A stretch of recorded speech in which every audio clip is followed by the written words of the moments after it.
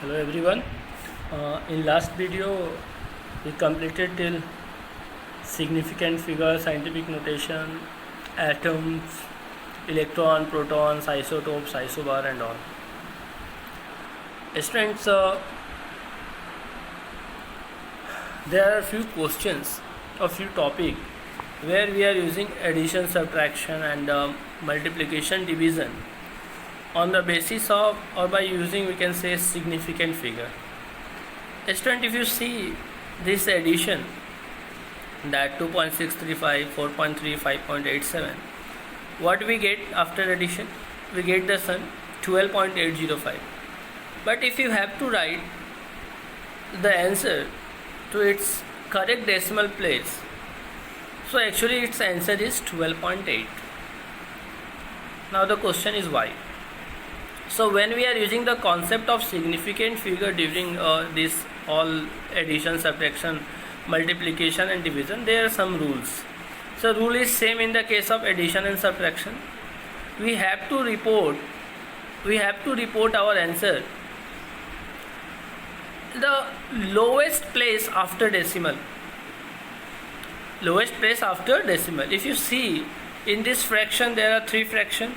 In first fraction there are 3 digits after decimal, in second 1 digit after decimal, in third 2 digit after decimal. So the lowest digit is 1, which is in 4.3. So only 1 digit after decimal. So we have to write the answer just one place after the decimal. That's why our answer is 12.8. Okay students, if you write 12.805, then it is going to be wrong. Let us see the another example based on subtraction.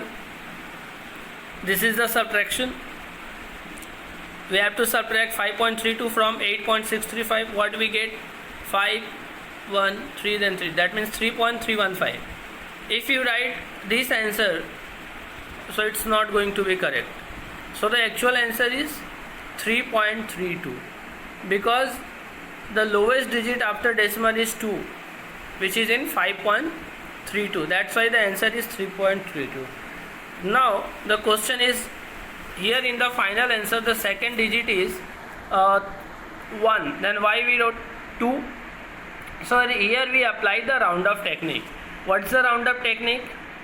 If the next digit is greater than 5, we increase by 1. If it is less than 5, then we decrease by, means there is no any change. And if 5 is there, then what we will do? In that situation, if it is an odd number, then it is increases by 1, and if it is an even number, then there is no any change. That means if there is 3.345, so the answer is 3.34 only. But if it is like 3.315 or 3.335, if it is 1, so it's going to change to 2, and if it is 3, then it is going to 4. Okay students, so the main point is, greater than 5 it increases, less than 5 there is no any change. But if it is 5, then how can we round up? If it is odd, then we increase by 1. If it is even, then there is no any change. Okay students, so in the case of addition and subtraction, we apply the concept of lowest digit after decimal. Okay students, now discuss about multiplication, and that is the multiply and divide by using the concept of significant figure. See student, this is the multiplication. 7.65 multiplied by 3.678. After multiplication we get 28.1367. This is the answer. But if there is a question, write in the correct decimal place or by using the significant figures. In that situation, the answer is with the minimum significant figure fraction. Minimum significant fraction. That means if you compare these two terms or two numbers, one having 3 significant figure, another having 4, so our answer is going to be in 3 significant figure only. Okay, so here we count overall. It is not like we have to count only before decimal and after decimal. No, in the significant figure concept, the same pattern we count the total digit present in a number. Okay student, that's why the final answer is 28.1 only. Okay student, 28.1. So the difference is here we report answer by using the concept of lowest significant figure, and in that addition and subtraction, the lowest digit after the decimal point. So this is the calculation part by using the significant figure concept and by using the correct decimal place. Now after this topic, I am going to start with the law of chemical combination. Student, whenever there is a chemical reaction takes place or whenever a chemical combination takes place, the constituent follows some laws, and these are as follows. The first one is the law of conservation of mass, second is law of definite proportion, third is law of multiple proportion, and fourth is Gay-Lussac law of combining volume. Right students? Student, if you see this laws in class 9, first time you completed or learned about conservation of mass and definite proportion, but again we start with the law of conservation of mass. So this concept is actually given by the French chemist Antoine Lavoisier. Okay, and he states that in all physical changes and chemical reactions, the total mass of the product is the same as the total mass of the reactant. And here what we say, that the total mass of the substance, that means mass of it cannot be, means it states that mass can neither be created nor destroyed, it can only change from one form to another form. But when we use in forms of chemical combination, in class 10 also you use this concept to balance the chemical equation, right students? That's why here the statement is, in all physical changes and chemical reaction, the total mass of the product is the same as the total mass of the reactant. Okay student, by using this concept we balance the equation. Now second one is the law of definite proportion, and it is given by the French chemist Joseph Proust in 1790. So students, according to this concept or according to this law, a pure chemical compound always consists of the same element combined together in a fixed proportion by weight. Fixed proportion by weight, if you compare the example of like CO2 or the example of H2O, whenever H2O is formed, it always combine in the ratio of 1:8. Okay, and if you see that CO2, then its ratio is 3:8 by weight of carbon and oxygen. So these we can say कि these are fixed, we cannot change it. And one main note, the chemical compound must be pure. If it has some impurities, then the law is not applicable. Okay students, clear?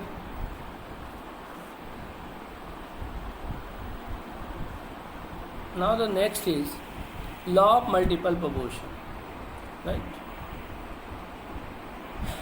What is the statement? So it is given by H.V. Dalton, and its statement is, whenever two elements combine and form two or more than two compounds, then the weight of one element which combines with a fixed weight of another in this compound bear a simple whole number ratio by weight. Simple whole number ratio by weight. Student, if you see the examples of the oxides of nitrogen, here are the few oxides: N2O, NO, N2O3, N2O4, N2O5. If you fix the amount of nitrogen either in form of atom or in form of mass, so in all cases the nitrogen is 28 but oxygens are different. Only in one case the mass of nitrogen is 14. So we can change this mass 14 to 28 by multiplying it 2. as well as we are going to change the mass of oxygen also from 16 to 32. So if you put the ratio, because here the nitrogen is fixed, if you arrange this oxygen in the form of ratio, then what we are getting, 16 is to 32 is to 48 is to 64 is to 80. It is a multiple of 16, like 1 is to 2 is to 3 is to 4 is to 5. So what it shows, it shows the ratio which comes out to be simple whole number. Therefore the law of multiple proportion is supported. Okay students, so student, either you can fix the mass of nitrogen or you can fix the mass of oxygen. It is not compulsory, but yes, if you take the mass of nitrogen as constant, so what it affects, it is easier for the calculation point of view. Okay student, once again the statement of this law is, if two elements combine to form two or more compound, the weight of one, the element which combines with a fixed weight of another in this compound bear a simple whole number ratio by weight. Okay students, now the next law is Gay-Lussac law of combining volume. What it states, under similar conditions of temperature and pressure, whenever gases combine, they do so in volumes which bear simple whole number ratio with each other and also with the gaseous product. Very simply, if you say, if the reactants are gases and the product form is also a gas, then in terms of volume they bear a simple whole number ratio. Student, you can see this example, H2 plus Cl2 gives 2HCl. If you see the coefficient of H2 is 1, chlorine is 1, but for HCl it is 2. So its ratio is 1 is to 1 is to 2. Now another example, the reaction of nitrogen and hydrogen to form NH3. If you see the coefficient of nitrogen, it is 1, for hydrogen it is 3, and for ammonia it is 2. So its ratio is 1 is to 3 is to 2. But the compulsory one is that the reactant and product both are in gaseous form. So this law is applicable. Okay students, now after these four laws, our next topic is so the next law is Avogadro's hypothesis. It states that at similar conditions of temperature and pressure, equal volume of all gases contains equal number of molecules. That means if you kept different gases of same volume at a similar condition, either suppose you kept at room temperature, right? So if the volume is equal, then all gases contain equal number of molecules. This is the Avogadro's hypothesis. Students, there are two terms. One is similar conditions of temperature and pressure, and one is standard temperature and pressure. So standard temperature pressure is a condition. What is the condition? Where the temperature is 273 Kelvin and the pressure is 1 atmosphere. Okay, that condition is called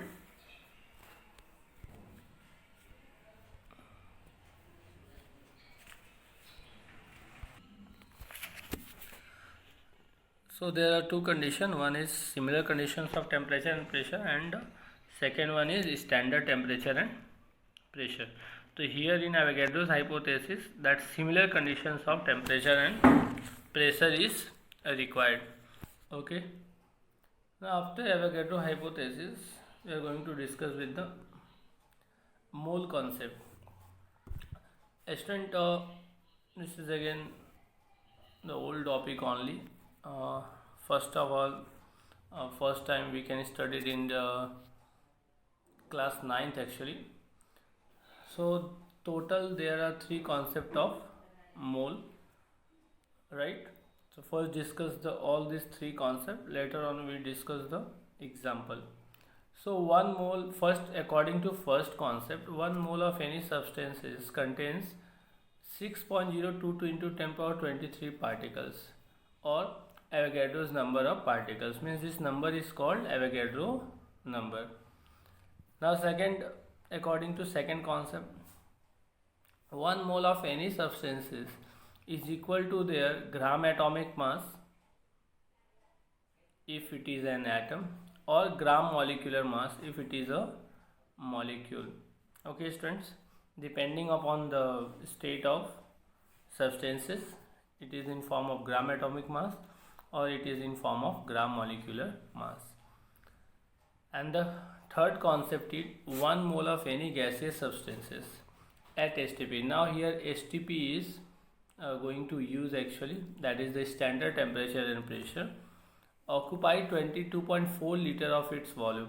So for any gaseous substances only this third concept is applicable, otherwise it is not going to apply. Okay students, now let us see one example related to first one.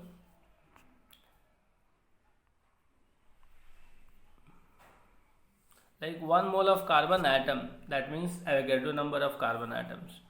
1 mole of oxygen molecules, then Avogadro number of oxygen molecule. 1 mole of water molecules, that means Avogadro number of water molecules. 1 mole of electrons, that means Avogadro number of electron. So students, in terms of particles, that is 1 mole represent Avogadro number of particles. Here the units is only going to change, means the form in which the substances exist, that form we have to write only. If it is an atom, 1 mole of atom, so it is Avogadro number of atoms. 1 mole of molecules, of any molecules, then it is equal to Avogadro number of molecules. Okay students, so this is the example of first concept. Now according to second concept, student, first of all for second concept, that is for the atomic mass or molecular mass, we have to know the atomic masses of substances, otherwise we cannot calculate molecular mass also. Okay, so atomic mass and molecular mass. Students, molecular mass is simply the sum of the atomic masses of all the constituents present in a molecule. For example, if you are going to ask about the molecular mass of H2O, so what is its molecular mass? First we have to put the atomic mass of hydrogen and oxygen. For hydrogen it is 1 and for oxygen it is 16. So 1 into 2 plus 16, its atomic mass is going to be, molecular mass is going to be 18. For example, the molecular mass of HCl, again here the sum of the atomic mass of H and Cl, H is 1 and Cl is 35.5, so it is going to be 36.5 and so on. So basically if you don't know the atomic masses of individual ones or constituent which is present in a molecule, we cannot calculate or find out the molecular mass. Overall, this is the view, that means 1 mole is the center point. Either it can be Avogadro number of particles, or it is equal to gram atomic mass or gram molecular mass. And third one, that is 22.4 liter of volume under STP or NTP condition. Student, this 1 mole is the center point. After all this discussion of three concepts, we have to convert from one concept to another concept. That means suppose the substances are given in forms of particles and we have to find their masses. So we can convert into moles, and from moles multiply by their, either it is if it is in atomic form, so multiply by atomic mass, and if it is a molecule, so multiply by molecular mass. Similarly, if you have to convert into its volume for gaseous substances, so we know very well that 1 mole is equal to 22.4 liter. Suppose we are getting 0.5 moles, so what it is, 0.5 into 22.4 liter. So this mole is the center point, and from these three concepts we get a formula, individual formula. For example, 1 mole is equal to given number of particles upon Avogadro number. Now second formula is 1 mole is equal to gram given mass upon gram atomic mass or gram molecular mass. And third, at STP condition, given volume of gas upon 22.4 liter. So by applying these three form, we can directly convert any given data out of 3 to its mole and from mole to any side.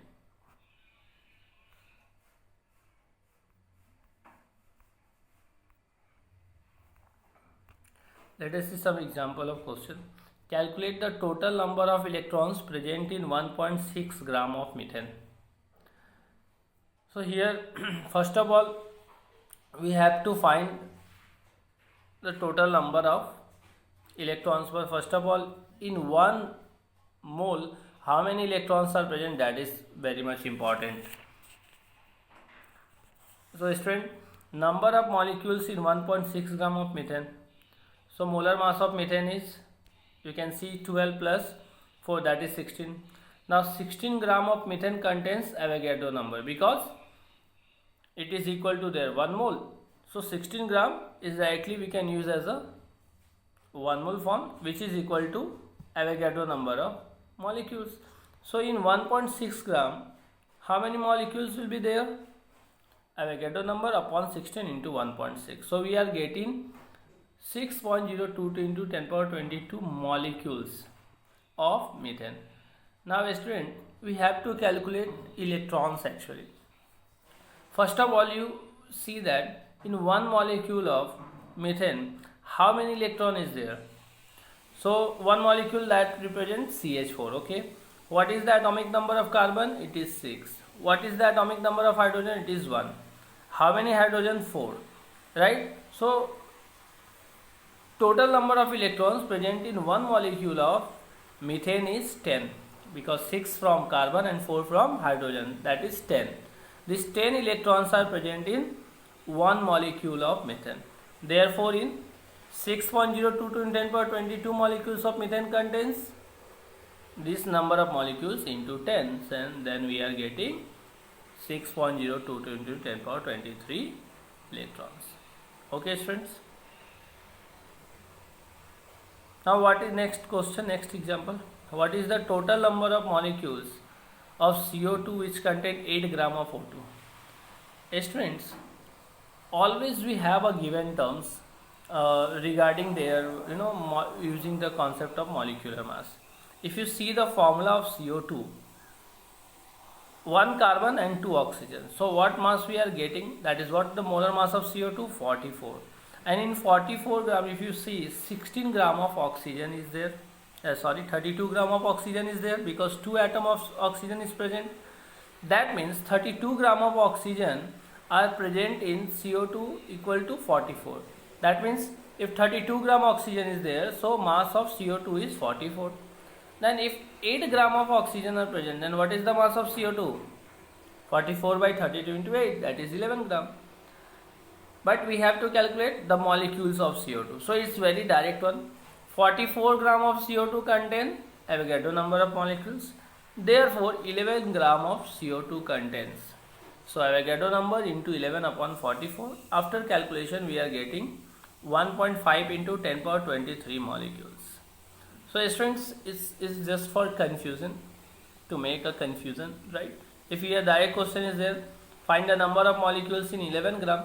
So first of all we calculate the molecular mass of CO2. From there we get a direct relation that 44 gram contains Avogadro number, therefore 11, right? To make it confused, the one intermediate step is given, that with respect to 8 gram of oxygen, what is the mass of CO2 is used. That's why we have to did one more step to find out the mass of CO2, and then we compare with the 44 gram of CO2 with Avogadro number of molecules, therefore 11 gram of. So students, you can solve many numericals on the basis of this, right? And these three concepts are internally related, and they are very much important in class 11 as well as in class 12, because the numericals are based on from one side to another side. So very simple, always you convert into mole, and from mole you can move to any side. This is the simplest one, but after doing more practicing you can directly use one concept to another. No need to convert into mole and mole to again another one. Okay students.